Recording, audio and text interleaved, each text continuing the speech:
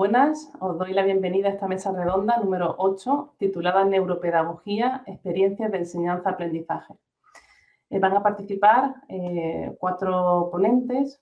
Tenemos a Pedro Salcedo, de la Universidad de Concepción, de Chile, Esther Vega, de la Universidad de Córdoba, España, Begoña San Pedro, de la Universidad de Córdoba también, en España, y Jorge Figueroa, de Texas State University, USA. Pues nada, daros la bienvenida a todos y vamos a iniciar, si os parece, con Pedro Salcedo. Tenéis pues unos minutos para hacer esa presentación y luego al final pues haremos un pequeño debate.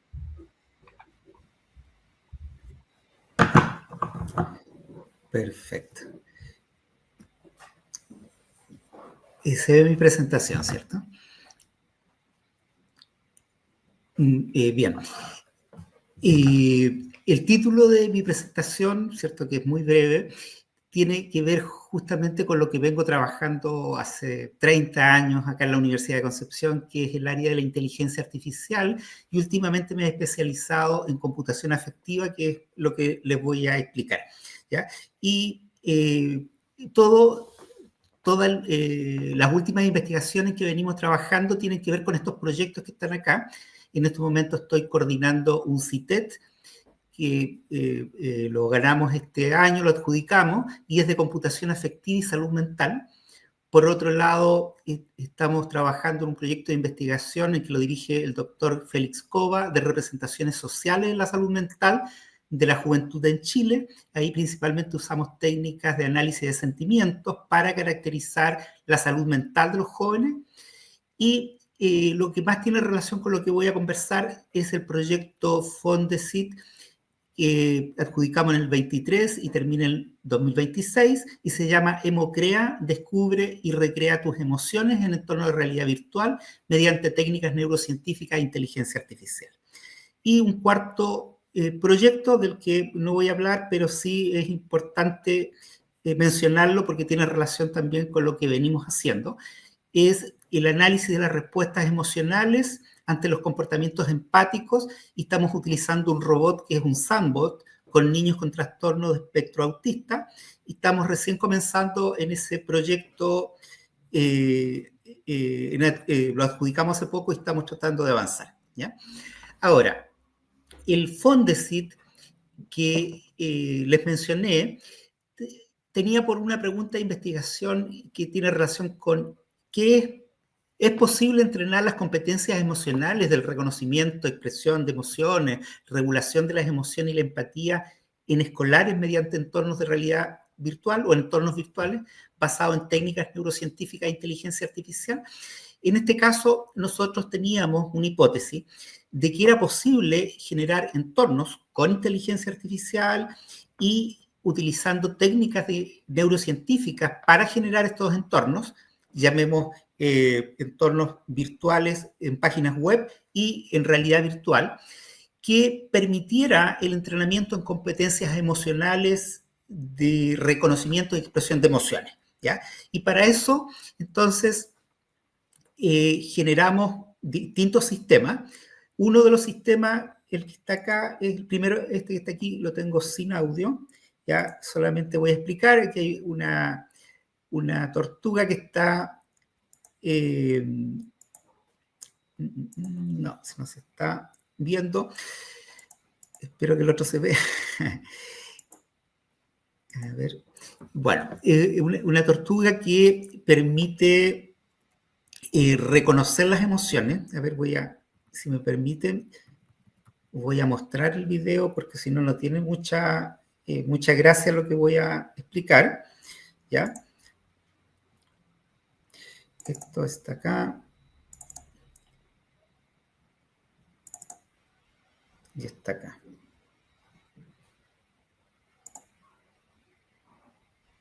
Ya.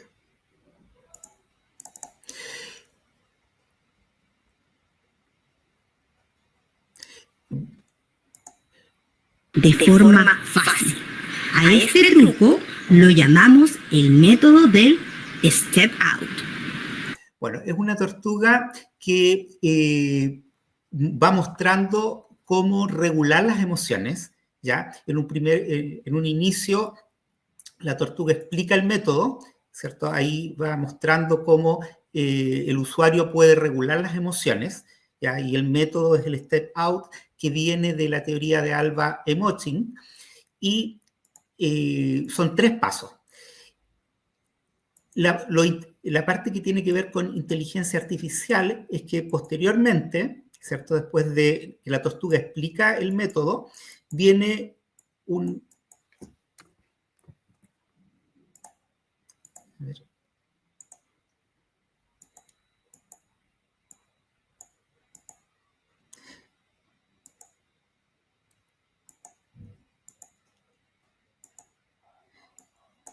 Por algún motivo, ahí sí. Ya. Este es el sistema que detecta en el usuario si está ejecutando bien el método. La pantalla del fondo se pone azul, el que están viendo ahí ustedes, mi nieto, ¿ya? Y el sistema detecta si está haciendo de forma correcta el método y se pone el fondo azul, y si no, se pone naranja, ¿ya? La gracia justamente es que va pasando el niño por las 3 etapas, o la persona por las 3 etapas. La segunda etapa justamente tiene que ver con lo que están viendo, que se toca la cara para tratar de regular las emociones, ¿cierto? Le llaman la cosquillita juguetona. En este momento no lo está haciendo bien, no está levantando bien los hombros y los brazos, y por lo tanto la pantalla se pone en naranja. Y la última etapa es cuando él ahí empieza a regular las emociones, perdón, ahí está, es el cuerpo ligero y tiene que ir descargándose. Este es el primer software que creamos con inteligencia artificial, ¿ya? Y el segundo software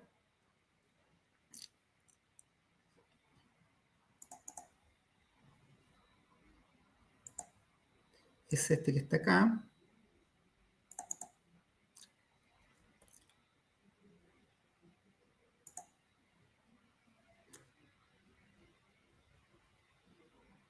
En la primera imagen. Decías la emoción. Vamos, ¿qué esperas para empezar a jugar con tus emociones? Pues a ver si está rápido, porque la primera vez se pone lento y esta vez se pone lento. Si puedes grabar a 9, ya, pero es rápido. La mayoría de las emociones te espera un premio sorpresa al final del juego. Vamos, ¿qué esperas para empezar a jugar con tus emociones? En este caso, lo que se busca es que el usuario imite la emoción que está viendo en la pantalla. Es una actriz. En la primera imagen, la expresión es de sorpresa o asombro. Los ojos están muy abiertos, la boca está abierta en una forma de O y la cabeza ligeramente inclinada, lo que sugiere un impacto repentino o una revelación inesperada. En la segunda imagen, la expresión es similar, pero con una intensidad ligeramente menor. La sorpresa sigue siendo evidente, pero la mirada parece más enfocada y la boca ligeramente menos abierta. Ambas imágenes transmiten una emoción de impacto, aunque la primera parece más intensa. Pasan unos segundos y vuelve a aparecer otra imagen. Tiene que imitarla. Después de 2 segundos determina si está En la primera imagen, la persona muestra una expresión de alegría y felicidad. La sonrisa amplia y los ojos brillantes sugieren un estado de ánimo positivo y contento. Parece una emoción genuina y relajada. En la segunda imagen, la expresión es similar. La voy a detener y voy a volver a la presentación, ¿ya? El punto es que los dos software utilizan inteligencia artificial, ¿cierto? Para tratar de que, por un lado, el usuario reconozca las emociones, ¿ya? Y por otro lado, que regule las emociones. Lo importante es que estos trabajos que hemos ido desarrollando con técnicas multimodales no eran posibles desarrollarlos hace 3, 4 años atrás.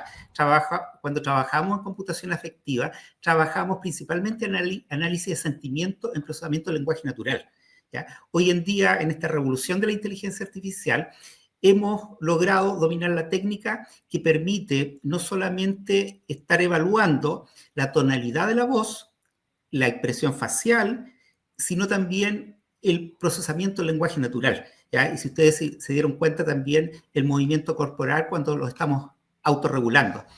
La técnica de Alma Emoching justamente se evoca en 3 factores, que es, nos dice que hay 6 emociones y esas emociones es posible imitarlas, ¿cierto? Gatillar esas emociones o autorregularlas en base a la tonalidad de la voz, ¿cierto? A la expresión facial y al movimiento corporal. Y es en este proyecto de investigación en lo que nos hemos estado basando.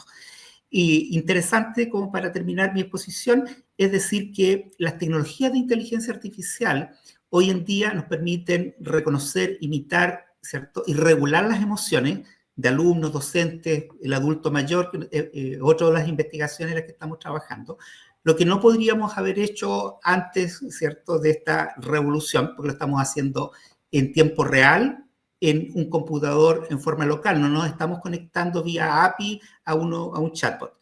Y por lo tanto, estas tecnologías nos van a permitir más adelante entrar a desarrollar tecnologías como las que ustedes vieron para un problema, ¿cierto?, complejo a nivel mundial, que es el desarrollo de competencias emocionales con distintos propósitos, tanto educacionales como de salud. Eso por ahora, muchas gracias. Y la imagen que ven ahí es mi familia robótica y está el robot Sambot con el que estamos trabajando con los niños de espectro autista. Gracias. Estupendo, pues muchas gracias, Pedro, por la intervención. También por el modelo que te ha ayudado tu nieto, ¿no?, que aparece en uno de los ejemplos. Gracias por compartir la experiencia. Y si te parece, pues pasamos al siguiente ponente y luego hacemos un pequeño debate. Bien, continuamos con Esther Vega, de la Universidad de Córdoba, en España. Es profesora titular del Departamento de Educación de la Universidad de Córdoba, miembro del Grupo de Educación Mediática y TIC. Trabaja en líneas relacionadas con la atención a la diversidad, tecnología educativa y prevención de violencias socioeducativas. Bueno, Esther, cuando quieras, puedes iniciar. Muchas gracias. La experiencia que voy a presentar se ha realizado en el marco de la asignatura de Planificación e Innovación que impartimos en segundo del grado en Educación Primaria, una asignatura anual. Y bueno, la experiencia de enseñanza-aprendizaje que traemos hoy aquí, pues consistía en que proponemos al estudiantado el diseño de situaciones de aprendizaje que incorporen estrategias de gamificación entendida como una herramienta pedagógica innovadora que potencia la motivación, el compromiso y el aprendizaje significativo en el aula. Esta propuesta pues, responde a uno de los ejes temáticos de la asignatura de innovación educativa, donde se abordan metodologías activas que ayudan a transformar la práctica docente. La gamificación, por su parte, al integrar también dinámicas propias del juego en contextos educativos, permite a nuestros futuros y futuras docentes explorar nuevas formas de planificación didáctica que conectan tanto con las emociones, los intereses, como con los diferentes ritmos de aprendizaje del alumnado, en coherencia con los principios de la neuropedagogía y con las demandas de una escuela inclusiva y creativa, que es por lo que se apuesta en la sociedad actual. Para ello, pues, el estudiantado tiene que elaborar dentro de nuestra asignatura a lo largo de todo el curso, pero principalmente en el segundo cuatrimestre, que es donde se lleva a cabo esta innovación, una programación de aula en la que tienen que diseñar diferentes situaciones de aprendizaje, algunas de ellas gamificadas, y es aquí pues, donde tiene lugar esta innovación. En estas situaciones de aprendizaje deben integrar saberes de lengua castellana, matemáticas y conocimiento del medio, que son áreas en las que se van a desarrollar como docentes en un futuro. Y estas propuestas deben construirse desde un enfoque inclusivo, atendiendo a la diversidad del alumnado y aplicando los principios, como decíamos antes, de la neuropedagogía, como la activación emocional, la motivación intrínseca, el aprendizaje cooperativo y colaborativo, la multisensorialidad, todo ello, bueno, pues en línea también con las pautas DUA. El proceso, pues el proceso de esta innovación se estructura en 5 fases que permiten recorrer todo el ciclo de diseño, elaboración, puesta en práctica e implementación de una propuesta educativa innovadora. Bueno, la primera fase sería más la fase de exploración y fundamentación teórica. En esta primera fase, nuestro alumnado pues, se aproxima a los conceptos clave en los que se le invita, las docentes que impartimos clases en esta asignatura, les invitamos a reflexionar sobre innovación educativa, cómo la gamificación puede convertirse en una herramienta transformadora en su aula a través del análisis de ejemplos reales.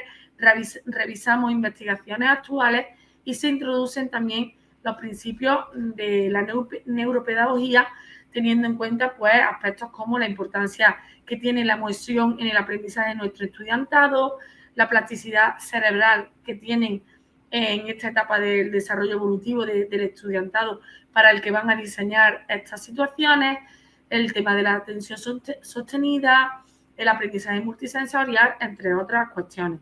Además, bueno, pues se abordan temas relacionados con los criterios de accesibilidad, atención a la diversidad, para poder garantizar que el diseño que van a realizar posteriormente cuente con un enfoque realmente inclusivo.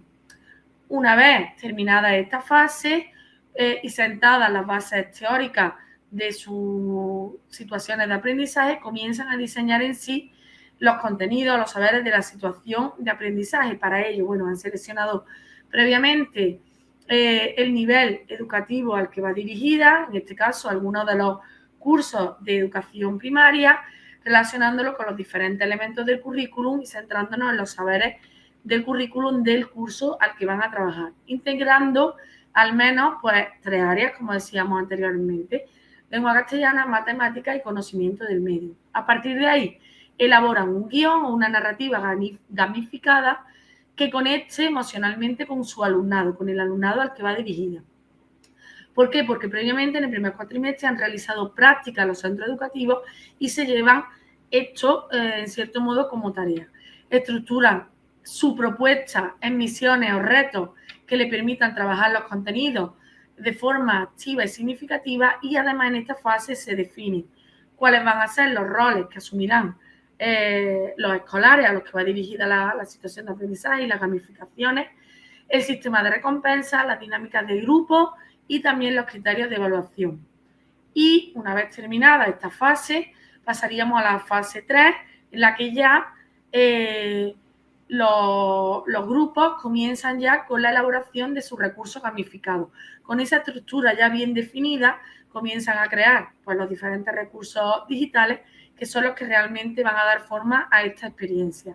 Se les piden que utilicen herramientas gratuitas para que las puedan implementar en los centros educativos públicos, como Geniali para diseñar presentaciones interactivas o otras similares que les permitan hacer esas presentaciones interactivas, o Escape Room de manera gratuita, Wall o EducaPlay para crear juegos de repaso, Canva o Padlet para elaborar, por ejemplo, murales colaborativos, ClassDojo para gestionar sistemas de puntos y recompensas, y también se les piden, porque trabajan en sus redes, recursos en abierto, incorporar Minecraft Education.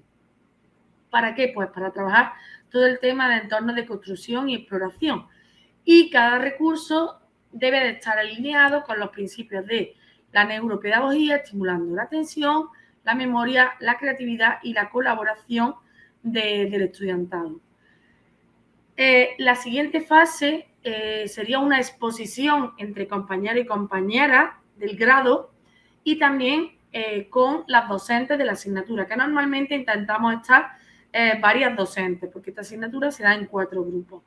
Una vez finalizado el diseño, pues cada grupo va a presentar su propuesta ante el resto de la clase, y con esta exposición tenemos un doble objetivo. Por un lado, que compartan el trabajo realizado y que justifiquen cuáles han sido las decisiones pedagógicas que han ido tomando a lo largo de este proceso, y por otro, y muy importante, recibir retroalimentación tanto por parte de sus compañeros como las docentes que vamos a asistir a esa exposición. ¿Qué se valora en esta exposición? Aspectos como la coherencia que tiene el diseño, lo haremos a través de una rúbrica que tendrá el estudiantado y otra que tendremos las docentes. Por eso hacemos una coevaluación. Coherencia del diseño, adecuación de los recursos utilizados, relacionando también la integración curricular que han hecho, el enfoque inclusivo y el uso de la gamificación. Esta fase nos permite también afinar e ir perfilando la propuesta antes de la implementación en la aplicación real con alumnado de la etapa de educación primaria. Una vez hecho esto, que han reflexionado, que han reelaborado su propuesta inicial, pues finalmente los grupos tienen la oportunidad, dado que tenemos un proyecto de innovación que venimos realizando desde hace 2 años con un centro público, el Centro 6 San Lorenzo de la capital de Córdoba. Traemos a estudiantes de educación primaria al aula de innovación metodológica con la que contamos en nuestra facultad y implementan esta innovación metodológica, estas situaciones de aprendizaje por rincones en esa aula de innovación metodológica. Esta fase es especialmente valiosa porque, además de permitirnos esa implementación pedagógica de la situación de aprendizaje en un contexto real, en un contexto auténtico con los destinatarios para los que se había realizado, pues los estudiantes pueden observar cómo responden los niños y niñas a las dinámicas propuestas, los diferentes rincones, recoger evidencias del impacto generado y también reflexionar sobre aquellas modificaciones que requeriría la planificación realizada. Por tanto, esta puesta en práctica cierra lo que sería el ciclo completo de diseño e innovación educativa, conectando la planificación universitaria de nuestros estudiantes con la realidad escolar. Y además esta secuencia no solo permite al alumnado universitario aplicar los contenidos de la asignatura de forma práctica, sino que además también les permite o les prepara para poder afrontar los retos de la escuela actual desde una mirada más creativa, emocionalmente inteligente e inclusiva. Y además, pues les brinda la oportunidad de experimentar el proceso completo de planificación, de diseño, de elaboración y de implementación y evaluación de una propuesta educativa innovadora, conectando de manera real la teoría y la práctica y de manera, sobre todo, significativa. Y finalmente, como conclusiones, pues los estudiantes universitarios valoraron muy positivamente el proceso, destacando el desarrollo de competencias profesionales, creatividad en el diseño didáctico y también la conexión emocional con el aprendizaje. Y los escolares de primaria también mostraron durante la implementación altos niveles de motivación, participación y cooperación en las diferentes dinámicas. Y quedo a su disposición por si tienen después alguna pregunta que hacerme. Muchas gracias. Estupendo, muchas gracias, Esther, a ti por compartir la experiencia y también enhorabuena por los resultados que estás comentando, que han sido muy positivos. Pues doy, si te parece, el paso a la siguiente compañera y luego hacemos un pequeño debate. Estupendo. Continuamos con Begoña San Pedro, de la Universidad de Córdoba también, en España. Begoña es profesora titular en la Universidad de Córdoba en el área de didáctica y organización escolar. Es miembro del grupo de investigación Educación Mediática y TIC, METIC. Sus líneas de investigación son las tecnologías aplicadas al ámbito de la educación. Pues Begoña, cuando quieras. Pues muchísimas gracias, Violeta. La experiencia que se presenta emana de un proyecto de innovación, hermano al que acaba de exponer nuestra compañera Esther, concedido en competitividad por la Universidad de Córdoba, denominado Planificación del Aprendizaje Gamificado en Educación Infantil y Primaria, cuyo acrónimo, pues, PLAGA. Este proyecto se llevó durante el curso académico 2023-2024, se llevó a cabo, más concretamente se implementó entre febrero y mayo del 2024 en la asignatura de Educación Mediática y Aplicaciones de las TIC, que se imparte en segundo curso del grado de Educación Primaria en la Universidad de Córdoba. Esta experiencia realmente es una ejemplificación de considerada la neuropedagogía en los entornos universitarios. De manera más concreta, por un lado, se basa en el diseño universal de aprendizaje DUA como uno de los marcos de actuación pedagógica que se ha convertido en una aplicación práctica de la educación inclusiva en la aula y que es un instrumento obligatorio en los entornos no universitarios, como señalan las normativas vigentes en España, para la planificación del proceso de enseñanza-aprendizaje. El DUA, como marco basado en la neuropedagogía, establece 3 redes cerebrales, como ya sabemos: la red de conocimiento, que se localiza en la parte posterior del cerebro y que percibe la información y asigna significado, es decir, cómo se aprende, el qué se aprende. La red estratégica, que está ubicada en la parte frontal del cerebro, cuyas pautas son la 4, la 5 y la 6, que están más referidas a todo lo que son las funciones ejecutivas y que nos da respuesta a cómo se aprende. Y finalmente la red afectiva, que está en la parte central del cerebro y que da la emoción a la parte emocional a las tareas. Y por lo tanto da respuesta al interrogante de por qué se aprende. Por otro lado, además del DUA, pues tenemos en cuenta los recursos digitales y más concretamente para este proyecto y para esta experiencia que aquí se presenta, pues fueron los videojuegos, los juegos digitales, porque dadas sus características intrínsecas, tanto en la parte del juego como tal, como en lo digital, pues estimulan diferentes conexiones neuronales y mejoran aspectos como la atención, la memoria, la resolución de problemas y coordinación sensorio-motriz o la creatividad. Atendiendo a todos estos aspectos, entre los objetivos que nos planteamos para esta propuesta fue familiarizar al estudiantado universitario del grado de educación primaria con los principios y pautas del DUA y asimismo buscar analizar los videojuegos y los juegos digitales en función de estas pautas DUA para poder establecer posibles indicadores para la selección de videojuegos en el aula. La experiencia pues, se llevó a cabo con el alumnado de segundo, en concreto con 68 alumnos, donde prioritariamente eran mujeres, más del 60%, y cuya edad media era de 20,3 años. Se crearon también 14 grupos de trabajo, los cuales estaban constituidos entre 4 y 6 participantes, porque fueron necesarios para algunas de las actividades que se proponen. Se le facilitó a los participantes una serie de fichas e instrumentos para la recogida de información para el análisis de lo que se les solicitaba.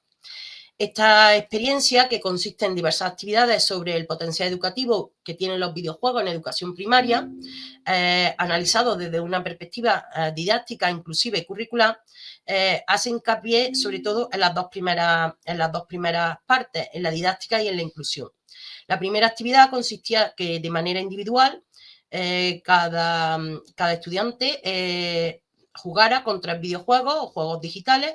Los mismos podían ser gratuitos o de coste, pero la única condición que se le hacía cumplir es que estuvieran destinados a la franja vital de 6 a 12 años, propia de la etapa de educación primaria. Para ello se le indicó que se fijaran cuando jugaran a ese juego en la clasificación que hace PEGI, atendiendo también a su experiencia, intuición o reflexión si no encontraban dicha categoría. Los resultados de esta actividad dieron un total de 66 videojuegos y juegos digitales en esta franja de edad a los que jugaron, y dentro de los cuales 10 estuvieron repetidos por diferentes personas. La siguiente actividad consistía en recoger la descripción de estos videojuegos. Se creó para eso una ficha técnica que recogía aspectos como la sinopsis, el género, las plataformas o dispositivos que se requieren para su uso, la edad recomendada, la arquitectura del juego atendiendo a los gráficos y a la tecnología. Toda esta información, por medio de fichas, se puso a disposición de todos los estudiantes para su consulta y después su conocimiento en la plataforma Moodle de la asignatura. La siguiente actividad fue el análisis de los videojuegos desde un punto de vista curricular y didáctico inclusivo. Para eso nos apoyamos en todo lo que son las pautas DUA, y estos datos, al igual que los anteriores, también se pusieron a disposición del alumnado. En la siguiente actividad se pidió que volvieran a jugar a 5 videojuegos de manera grupal, de aquellos que fueron repetidos, pero se tenían que asegurar que nadie del grupo había jugado previamente a esos juegos que fueron los más repetidos. Entre ellos podríamos encontrar Just Dance, Animal Crossing, Cooking Mama, Los Sims, Mario Kart, Piano Tiles, el Candy Crush. Observamos que las pautas comunes a todos los videojuegos que jugaron en estos grupos de trabajo fueron, por un lado, las opciones de dificultad o desafío variado, la gestión de la frustración, la participación activa y la exploración, la colaboración y comunidad, la planificación de estrategias para conseguir alcanzar las diferentes pantallas en el videojuego y los apoyos visuales no lingüísticos. Por lo tanto, se observa los resultados que se reflejan con esta experiencia, reflejan que, aunque están todos los principios representados, mayoritariamente es la red afectiva, es decir, la parte central del cerebro, la que asigna significado y emociones a estas tareas, las que se ven más claramente en el uso de los videojuegos con un carácter didáctico inclusivo en el aula de primaria. En concreto, pues los alumnos nos hablaban de que estos videojuegos ayudaban al desarrollo de las tomas de decisiones, la satisfacción con los logros alcanzados y el incremento de vinculación con su propio aprendizaje, que optimizan pues, lo valioso y lo importante y la motivación para cada uno de los estudiantes, que establecen exigencias de diferentes naturalezas debido a los diferentes niveles de complejidad y de dificultad que propicia el juego, y que eso hace que después haya mayor éxito al completar la tarea. Y por lo tanto existen diferentes variedades de propuestas o tareas con un repertorio para posibles recursos que se puedan utilizar. Que estos videojuegos ayudan a tener agrupamientos flexibles, ya que favorecen en algunos casos la colaboración y el trabajo en equipo, y que además facilitan estrategias y habilidades personales para afrontar después problemas de la vida cotidiana. La última actividad que se implementó fue también en pequeño grupo y consistió en buscar ejemplos en el aula que favorecieran estos descriptores didácticos inclusivos. Entonces ya hablaríamos de esa perspectiva curricular que hemos mencionado anteriormente. Algunas de las propuestas de actividades que nos hicieron llegar fueron, pues, por ejemplo, utilizando el videojuego de Piano Tiles, pues el docente puede proponer melodías de distintos niveles de complejidad y, por lo tanto, los alumnos de la etapa de primaria pueden elegir, atendiendo a su capacidad, reforzar la coordinación y la atención, y así, de esta manera, progresan gradualmente. O, por ejemplo, con la actividad de Geometry Dash, el profesor puede plantear que cada intento fallido pues, se interprete como una oportunidad de análisis, y así se fomentaría en los alumnos de 6 a 12 años que verbalicen que cambiarían de la prueba trabajando la autorregulación emocional. O, por ejemplo, en Just Dance, que se pueden formar equipos que preparen una coreografía conjunta y que los estudiantes de 6 a 12 años pues, pueden negociar los pasos y de esta forma se apoyen entre sí y presenten un resultado como grupo, reforzando la cooperación. Tenemos las conclusiones a las que llegamos es que desde la universidad debemos capacitar a los futuros profesionales mediante conocimientos, habilidades y competencias que ayuden en la labor que van a desempeñar en su futuro desempeño profesional. Concretamente, para el estudiantado del grado de primaria, se transfiere en la necesidad de proporcionarle marcos de referencia que consideren la diversidad de las aulas en las que van a trabajar. Además, tener en cuenta como premisa que los aprendizajes deben de ser inclusivos, adaptables y accesibles, y que tengan en cuenta las diferentes habilidades, ritmos y estilos de aprendizaje de sus futuros discentes a los que enseñarán de 6 a 12 años, lo cual supone un avance en la aplicación y experimentalidad de prácticas relacionadas con la neuropedagogía. Muchísimas gracias. Estupendo, muchas gracias, Begoña, por la intervención y la experiencia que has compartido. Bien, pues vamos a dar paso, si parece, al siguiente ponente, En este caso sería Jorge Figueroa, de Texas State University, USA, que es viceprovost de Innovación Educativa en la Universidad de Texas State University. Cuando quiera, Jorge. Muchas gracias y saludos a todos y a todas que nos están viendo a través de esta plataforma. Primero que todo, cuando pensamos en las experiencias de enseñanza-aprendizaje a través de la neuropedagogía digital, tenemos que hacer hincapié específicamente en cómo el cerebro ha estado integrando estos procesos de enseñanza-aprendizaje mediados por entornos virtuales, plataformas educativas y recursos digitales. Hemos visto a través de los años cómo los principios claves que tienen que ver con la neuropedagogía digital, ya sea la atención selectiva, la neuroplasticidad, la emoción y la motivación, y sobre todo la multimodalidad, han sido efectos de cambio positivo en los procesos de enseñanza-aprendizaje, mucho más cuando han sido agentes motivadores para nuestros estudiantes y nuestras estudiantes para mantener la retención estudiantil en las salas de clase o en las aulas. Hemos visto también cómo la integración tecnológica en todos estos modelos han sido de gran oportunidad para estos procesos de enseñanza-aprendizaje, específicamente cuando pensamos en las aulas virtuales sincrónicas en un momento dado, donde usábamos ya sea Microsoft Teams, usábamos Zoom, usábamos Google Meet, con diferentes dinámicas interactivas. Eso definitivamente habría de abrir oportunidades para los estudiantes. No podemos tampoco dejar pasar la parte que tiene que ver con las plataformas que recientemente hemos estado trabajando, que tienen que ver con microcredenciales y también, por supuesto, con los llamados MOOCs, cosas que han estado en el mercado por hace mucho tiempo. ¿Por qué? Ambas plataformas, ya sea la plataforma de microcredenciales o los MOOCs, dado el caso como Coursera Career Academy, han estado fortaleciendo recientemente las habilidades profesionales de nuestros estudiantes con certificaciones digitales. Importante también saber las generaciones que estamos sirviendo.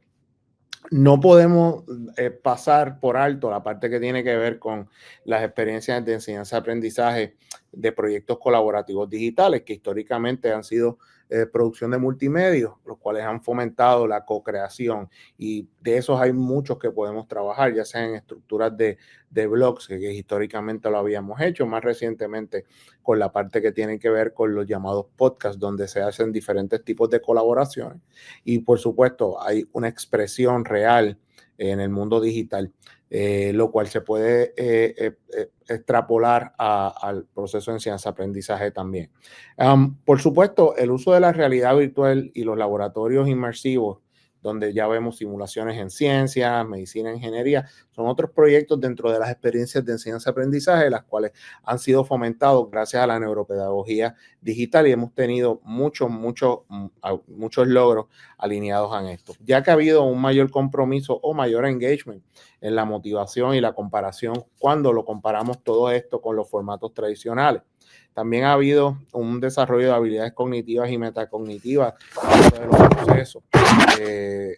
Por supuesto, yo voy a trabajar ahora y les voy a mencionar tres proyectos específicamente, los cuales hemos estado trabajando y en los cuales hemos tenido bastante éxito, dado el caso que los estamos piloteando y estamos evaluándolos mientras los procesos fluyen. Primero que todo, hemos desarrollado un proyecto de inteligencia artificial y el currículo. Y esta es una de las áreas donde las instituciones de educación superior deberían estar haciendo mucho más hincapié en cómo podemos utilizar un rediseño curricular que es asistido por la inteligencia artificial.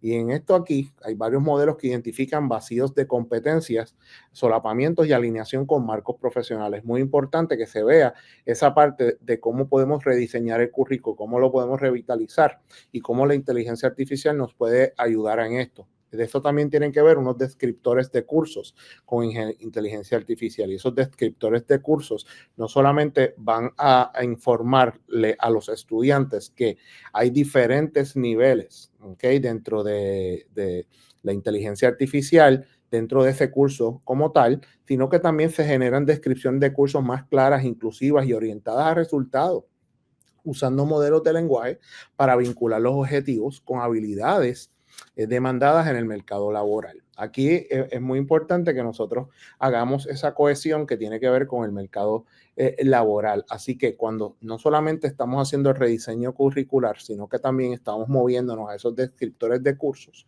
el estudiante cuando va a acceder al curso o mucho antes, cuando se va a matricular en el curso, sabe qué va a estar pasando específicamente dentro de ese curso con inteligencia artificial para que pueda alinear las competencias referentes al mundo laboral dentro de su currículo.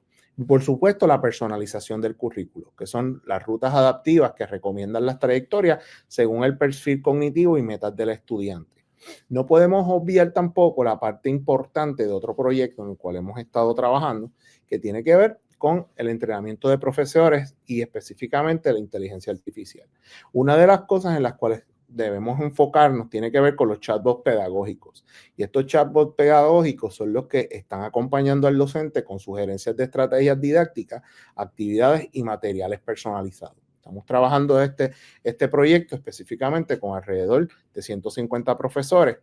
También hemos estado trabajando con simuladores de aula con inteligencia artificial. Y los simuladores de aula con inteligencia artificial presentan escenarios virtuales donde los profesores practican la gestión de clase o la retroalimentación a estudiantes.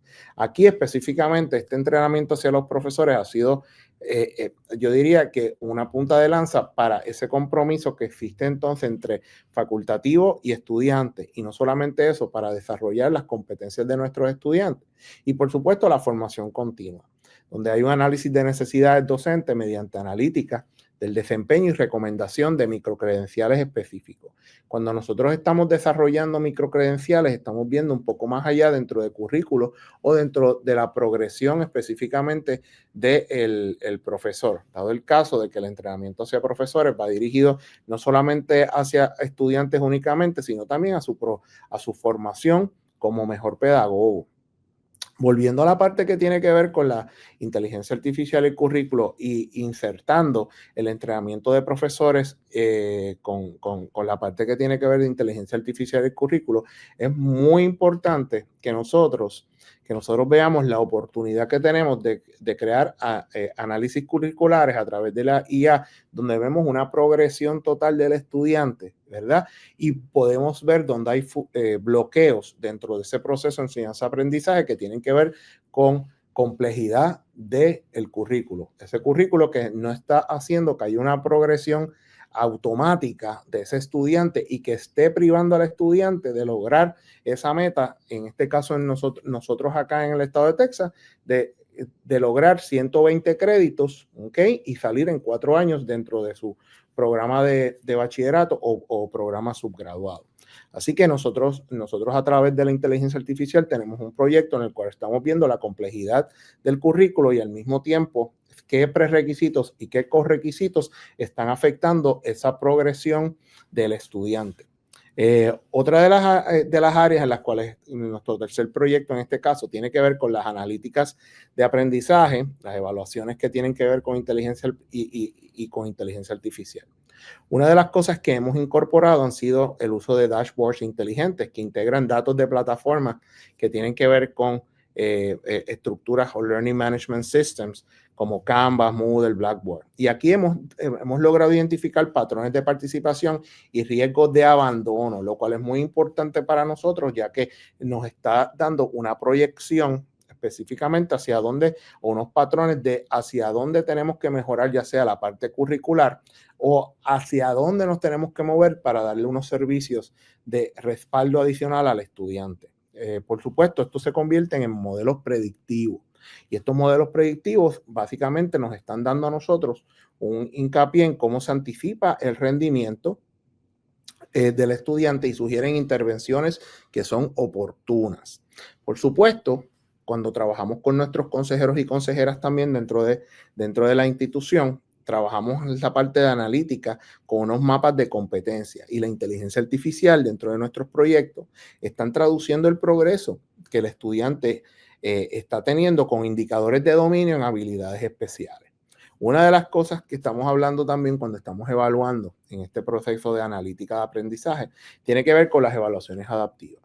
adaptativa. Y son pruebas que te están ajustando en tiempo real, pero al mismo tiempo, a través de inteligencia artificial, estamos creando una retroalimentación automatizada, que lo cual le está proveyendo a los estudiantes esa retroalimentación inmediata, ¿ok? Ya sea en códigos, presentaciones orales, y usualmente lo hacemos con inteligencia artificial de procesamiento de lenguaje natural y análisis de voz. Así que hemos estado entrando dentro de ese proyecto. Y por supuesto, la detección de sesgos y equidad, ya que se usa la inteligencia artificial para monitorear la calidad y la justicia dentro de las evaluaciones.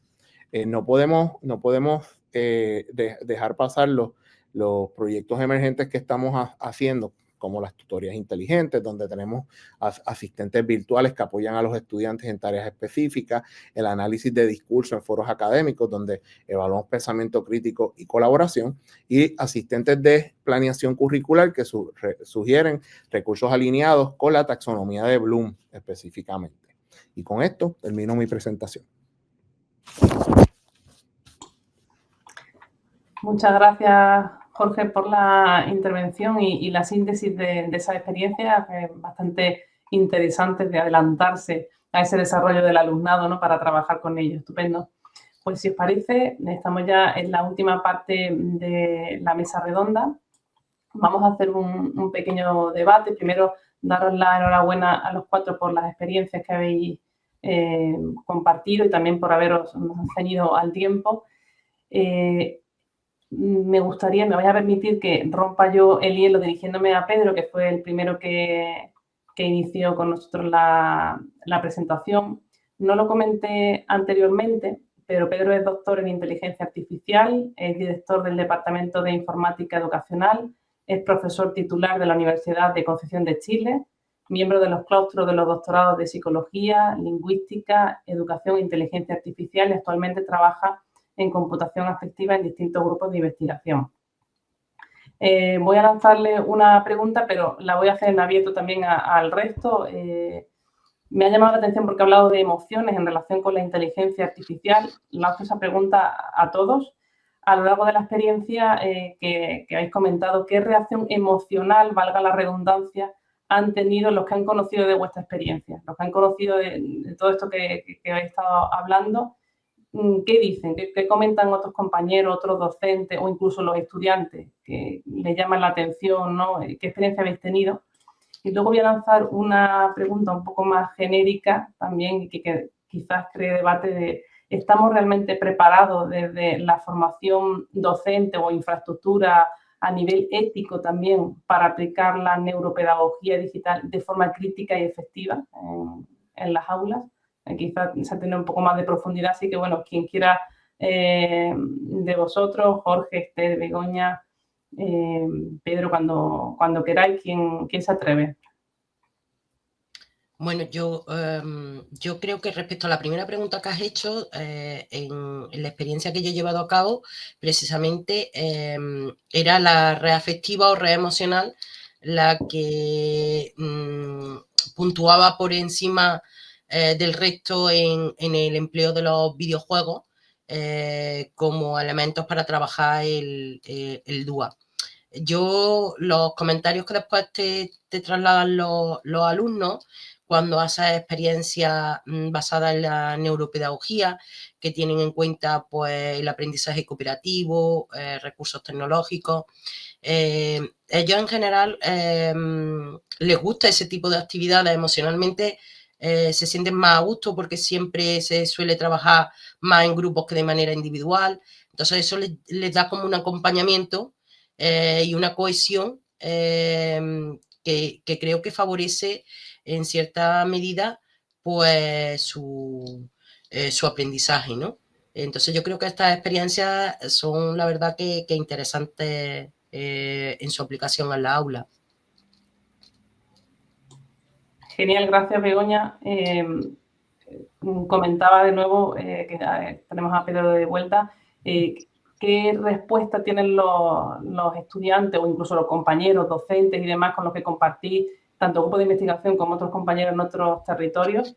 ¿Qué respuesta tienen ante todas estas experiencias que estáis comentando? Si queréis comentar algo, Esther, Pedro, Jorge. Sí, importante volver a ratificar el que la inteligencia artificial, tal como lo decía Jorge, ha avanzado a un nivel tan impresionante que nos permite hoy en día medir variables que no considerábamos que se podía hacer. Es decir, el poder trabajar en forma multimodal logra establecer hoy en día que podemos medir, podemos controlar la inteligencia emocional o lograr la competencia afectiva, la competencia emocional. Es por esto que hoy en día uno de los proyectos que tenemos se está presentando en un museo interactivo, ¿cierto? Varias de las aplicaciones que les mostraba están en un museo y la gente puede ir interactuando ya para poder reconocer las emociones, para poder controlar las emociones, y todo esto a través de técnicas que hace 2 o 3 años era imposible haberlas habilitado. Eso, gracias. Gracias, Pedro. No sé si Jorge o Esther quieren comentar también algo, ampliar alguna idea respecto a lo que estamos comentando. Yo lo único que puedo decir es que este es el momento para uno seguir creciendo, no solamente con viendo la neuropedagogía como ¿verdad? Un proceso asociado, sino también la oportunidad que tenemos ahora mismo de seguir desarrollando la inteligencia artificial como una tecnología inmersiva y ver hasta dónde nos puede llegar, tú sabes, no solamente desarrollarlo dentro del proceso de enseñanza-aprendizaje del estudiante, sino incorporarlo, como bien dice Pedro, en diferentes áreas también, que tiene que ver con el progreso del estudiante. El progreso del estudiante no tiene que ver solamente con el progreso académico, pero lo podemos inculcar en muchas otras facetas dentro de su desarrollo y cómo va moviéndose el estudiante. Nosotros estamos muy pendientes a cómo está el estudiante progresando y cómo la inteligencia artificial puede ayudarnos a básicamente explorar esas diferentes competencias del estudiante también. Yo creo que es una gran oportunidad lo que tenemos con la inteligencia artificial. Gracias, Jorge. Estupendo, porque no solo es lo divertido, vamos a decir así, de la inteligencia artificial, todas las posibilidades que ofrece, sino también acompañar al estudiante, cómo lo están viviendo ellos y que realmente sea efectivo y de calidad esa formación que estamos dando también. Esther, ¿querías comentar algo? Sí, bueno, pues que además de la importancia que todos hemos manifestado, el incorporar la neuropedagogía en los diferentes ámbitos de trabajo con nuestro estudiantado, pues es verdad que hay muchas razones más para incorporarla, tanto desde la fundamentación científica que nos aporta esa base neurocientífica, la conexión que implica entre el aprendizaje significativo que ocurre cuando realmente hay una implicación emocional, y por eso es importante formar al profesorado desde esta perspectiva, porque, como decía, le va a permitir también, en nuestro caso, en nuestro grado, crear entornos más seguros, más motivadores, y donde además su alumnado se sienta más capaz y más valorado, no solamente centrándonos en el ámbito más puramente académico, sino también llevándolo al ámbito más emocional, pero que también forma parte de su desarrollo integral. Gracias, Esther. Bien, pues si no hay más comentarios, si os parece, por ceñirnos al tiempo, os agradezco de nuevo a todas las presentaciones que habéis hecho de vuestras experiencias, que os hayáis ceñido también al tiempo, lo habéis sintetizado bastante bien. Y bueno, pues nada, con esto cierro la mesa redonda número 8 sobre neuropedagogía. Muchas gracias y un saludo.